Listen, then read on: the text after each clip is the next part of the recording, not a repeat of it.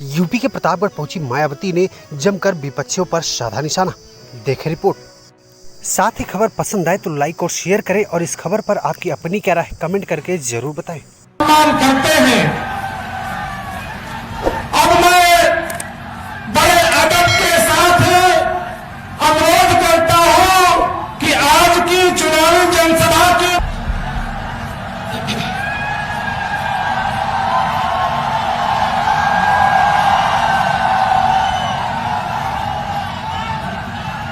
BSP की इस चुनावी जनसभा में इकट्ठा हुए पार्टी के सभी छोटे बड़े पदाधिकारी एवं कार्यकर्तागण, आज आप लोग देश में व यहाँ आपके उत्तर प्रदेश स्टेट में भी लोकसभा के लिए हो रहे आम चुनाव में अपनी पार्टी के उम्मीदवारों के समर्थन में, यहाँ अपनी पार्टी के उम्मीदवारों के समर्थन में मुझे सुनने के लिए यहाँ इकट्ठा हुए हैं, तो उसके लिए मैं आप सभी लोगों का हार्दिक दिल से आभार प्रकट करती हूँ। वैसे आप लोगों को ये मालूम है कि हमारी पार्टी कांग्रेस, बीजेपी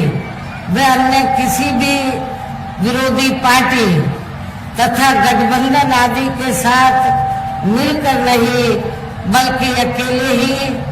अपनी पार्टी के बलबूते पर पूरी तैयारी व दमदारी के साथ ये चुनाव लड़ रही है। इसके साथ ही हमने टिकट बंटवारे के मामले में भी सर्व समाज के लोगों को उचित भागीदारी दी है, जिनको कामयाब बनाने के लिए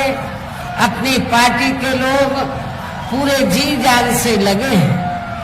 हालांकि आज यहाँ आपकी इकट्ठा हुई अपार भीड़ व भीड़ के जबरदस्त जोश को भी देखकर अब मुझे भी ये काफी हद तक भरोसा हो गया है कि पिछली बार की तरह इस बार भी आप लोग अपने प्रदेश से यहाँ लोकसभा चुनाव में अपनी पार्टी का बेहतर रिजल्ट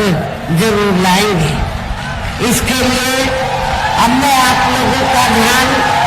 कुछ जरूरी बातों की तरफ दिलाना चाहती हूँ और इस संबंध में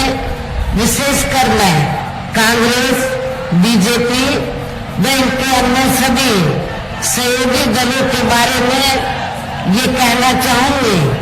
कि आजादी के बाद शुरू में केंद्र व देश के काफी राज्यों में भी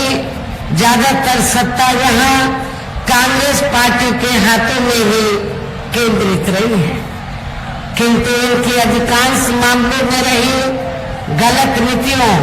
एवं गलत कार्य प्रणाली आदि की वजह से ही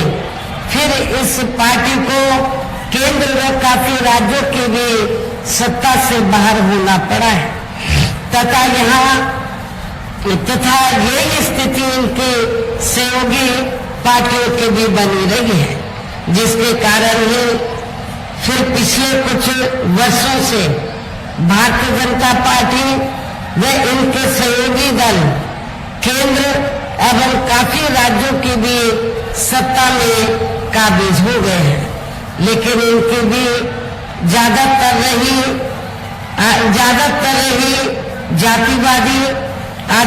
जातिवादी पूंजीवादी संकीर्ण सांप्रदायिक व द्वेषपूर्ण नीतियों एवं कार्य प्रणाली आदि से तथा इनकी कथनी व करनी में भी काफी अंतर होने की वजह से अब ऐसा लगता है कि इस बार ये भारतीय जनता पार्टी भी केंद्र की सत्ता में आसानी से वापस आने वाली नहीं है, बशर्ते यदि ये चुनाव इस बार फ्री एंड फेयर होता है तथा आम चर्चा के मुताबिक वोटिंग मशीनों में भी कोई गड़बड़ी आगे नहीं की जाती है। और वैसे भी इस बार चुनाव में इनकी कोई भी पुरानी एवं नई चल रही नाटकबाजी, जुमलेबाजी व गारंटी आदि काम में आने वाली नहीं है, क्योंकि अब देश की जनता काफी हद तक इस बात को समझ चुकी है कि इनकी पार्टी ने अब तक देश के विशेषकर गरीबों, कमजोर तबकों, मध्यम वर्गीय एवं अन्य मेहनतकश लोगों को जो इन्हें अच्छे दिन दिखाने के असंख्य प्रलोभन भरे वायदे किए हैं तथा अनेकों हवाई व कागजी गारंटी आदि भी दी है, तो उनका जमीनी हकीकत में अभी तक इन्होंने लगभग 1/4 हिस्सा भी कार्य पूरा नहीं किया है, बल्कि इसके स्थान पर इनका ज्यादातर समय व ताकत भी यहाँ इनके अपने चहेते रहे। खबर पसंद आई हो तो लाइक करें और साथ ही चैनल को फटाफट सब्सक्राइब कर बेल आइकन को जरूर दबा लें, जिससे ऐसी हर बड़ी अपडेट की नोटिफिकेशन सबसे पहले पहुंचती रहे आप तक।